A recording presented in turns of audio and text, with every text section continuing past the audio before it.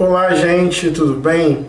Hoje eu quero falar sobre racismo e futebol.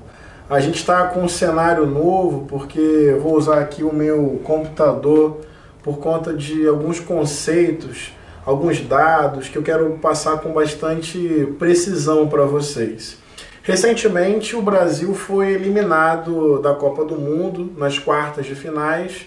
Nós perdemos para a Bélgica de 2-1. E o primeiro gol foi um gol contra do jogador Fernandinho. Foi um escanteio para a Bélgica, bola na área, um jogador belga cabeceou ali na primeira trave, resvalou na bola, daí a bola bate nas costas do jogador Fernandinho e entra. Daí foi um gol contra, foi 1-0 Bélgica naquele momento. Assim que acabou a partida, horas depois, as redes sociais do jogador Fernandinho estavam lotadas, não só dele, também da sua família, da sua esposa, da sua mãe, e um monte de gente xingando, culpando o Fernandinho pela derrota e também com comentários racistas muitas vezes. Expressões como "foi culpa sua, macaco", "culpa desse preto" e tantas outras expressões evidentemente racistas. Em primeiro lugar,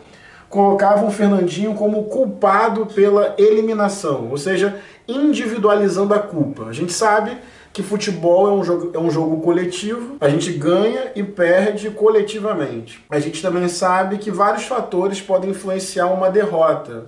Fatores técnicos, táticos, físicos, até mesmo aleatórios. O futebol tem muito disso. Uma bola que entra e toda a dinâmica do jogo, todo o trabalho de uma equipe ficam ali prejudicados. Mas mesmo sendo um jogo coletivo, mesmo se ganhando e se perdendo coletivamente, mesmo sabendo de tantos fatores que interferem na dimensão, na dinâmica de um jogo, tático, técnico, físico, emocional, muitas pessoas culparam Fernandinho por conta dessa derrota, individualizando a culpa, dizendo que foi por causa dele.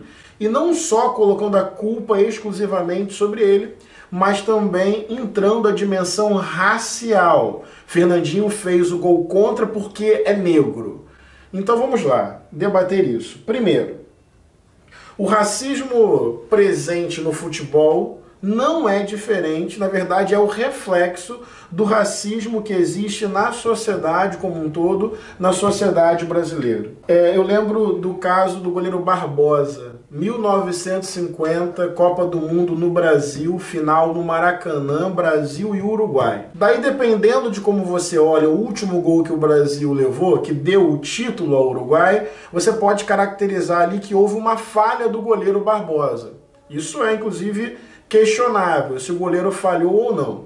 Mas a questão é que, no imaginário da época, matérias jornalísticas e tantas vezes, a falha do goleiro Barbosa, também negro, foi superestimada. Ele carregou até o final da sua vida esse peso, essa culpa. As pessoas não lembravam que ele já tinha sido campeão da Copa América pelo Brasil, hexacampeão carioca pelo Vasco. Seus títulos foram esquecidos e a culpa da perda da Copa do Mundo em casa recaiu sobre aquele goleiro, sobre o erro de Barbosa. E também, assim como no caso Fernandinho desse ano, recente, o aspecto racial entrou. Barbosa errou, Barbosa falhou, Barbosa é o culpado, Barbosa é esse goleiro negro, esse preto ferrou a nossa seleção e nos roubou o título. Então vamos lá aprofundar um pouquinho mais sobre isso. Tanto no caso Fernandinho, recente, quanto no caso Barbosa, lá 1950, o que a gente percebe? O que o racismo faz? Você pega o erro, possível erro, uma falha de uma pessoa e, por conta disso, criminaliza, estereotipa, estigmatiza todo um grupo. Então, Barbosa errou porque era negro, Fernandinho errou porque era negro. Você pega a falha de um jogador, o que faz parte da dinâmica do jogo. O jogador está ali, joga, se expõe, pode acertar, pode errar. Só que para além da falha do jogador no contexto de um jogo, algo natural, você projeta aquilo sobre um grupo. Eu nunca ouvi uma expressão, esse goleiro branco, frangueiro, esse jogador meio campo branco só podia errar dessa forma. Você não pega o erro de um jogador branco e a partir disso faz uma análise de todos os brancos. O que está por trás dessa culpa sobre Barbosa em 1950? O que está por trás sobre essa culpa sobre Fernandinho 2018? É muito mais do que jogo, é muito mais do que futebol. Tem uma dimensão de ódio racial. Se a pessoa falha, a sua racialidade, a sua raça, a sua cor, a sua cultura, tudo isso já vem como peso, como estigma, como algo negativo. Eu lembro de uma vez também que um estudante, no contexto em que eu dava aula, reclamava sobre a parada gay. E ele disse o seguinte: esse bando de gay fica fazendo arruaça na rua e ficou fazendo arruaça na porta do meu prédio.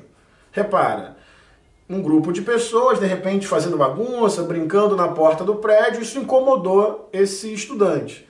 E qual é a formulação que ele faz? Qual é a imagem que ele traz? O que aparece no discurso dele? Esse bando de gay fazendo arruaça na porta do meu prédio, na rua. Eu não consigo imaginar, por exemplo, a expressão esse bando de hétero fazendo brincadeira, arruaça, zorra na porta do meu prédio, bagunçando a rua. Entende? Como se pega um determinado comportamento supostamente falho e se usa esse comportamento para estigmatizar todo um grupo. Isso é discriminar. O fundamento disso é a discriminação. E no caso de Barbosa, no caso de Fernandinho, o racismo.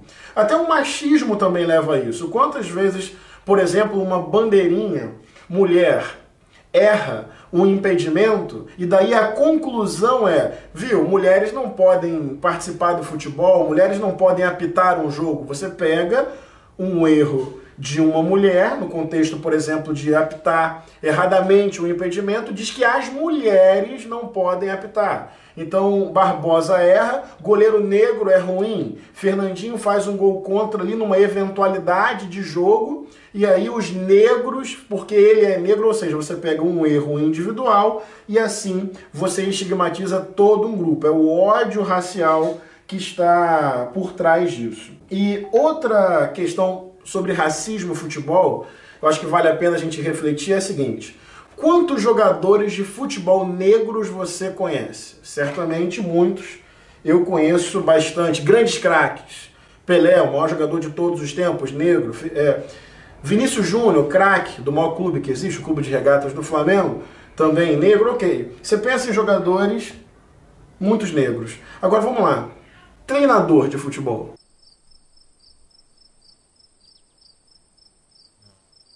Já reduziu significativamente, não é? Dirigentes de clube, quantos negros conhecemos? Presidentes de clube de futebol. Agora vamos para a televisão. Quantos narradores de jogo negros nós temos? Comentaristas, repórteres de campo.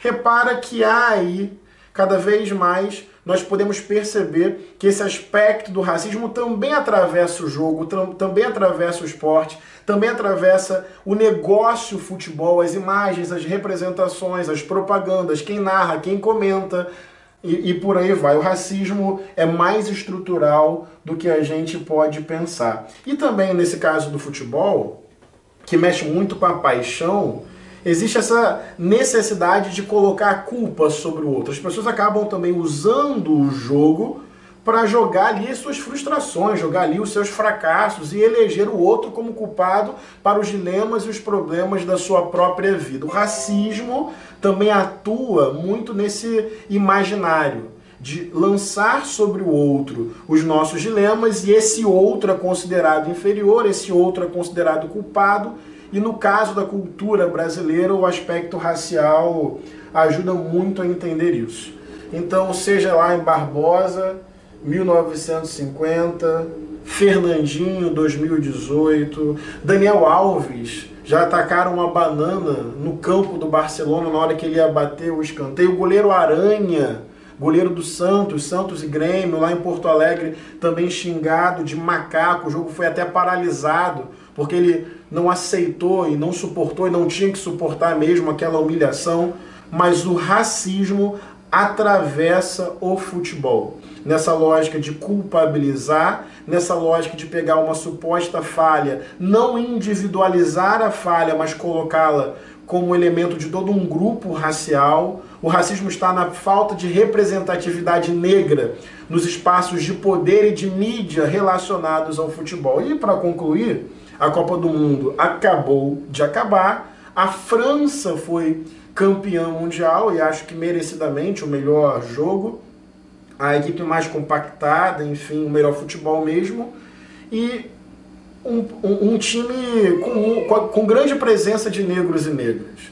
Importante falar da descendência africana desse time, importante falar que esses jogadores de descendência africana são franceses, legitimamente cidadãos da França, porque também existe um discurso racista de uma extrema-direita conservadora na França que tenta deslegitimá-los como franceses. Então, ao mesmo tempo, é importante resgatar a ancestralidade, toda a descendência africana e toda a violência colonial francesa sobre a África, e também entender a legitimidade desses jogadores como franceses. Então, essa equipe é campeã mundial, com esses jogadores, como Kanté, como Mbappé e dentre outros. Interessante recado.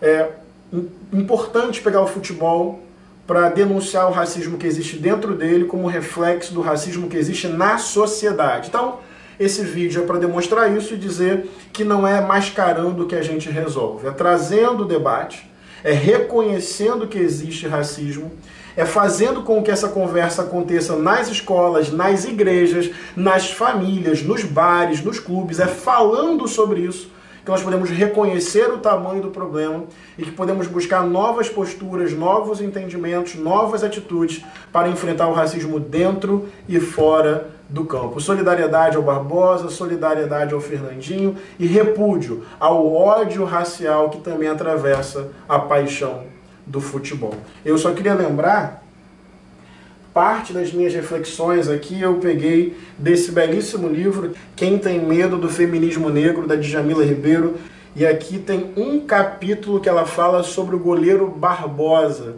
e também sobre essa dimensão do ódio racial atravessando o futebol. Então fica aqui uma dica de leitura, textos incríveis, de uma leitura muito deliciosa e que nos ajudam a entender a gravidade do racismo e a necessidade de superá-lo. Fica a dica, espero ter sido didático, interage com a gente e leve esse debate na sua reflexão individual e nos espaços por onde você passa. Começar pela sua própria família. Temos que mexer na ferida, racismo se vence enfrentando de cabeça erguida.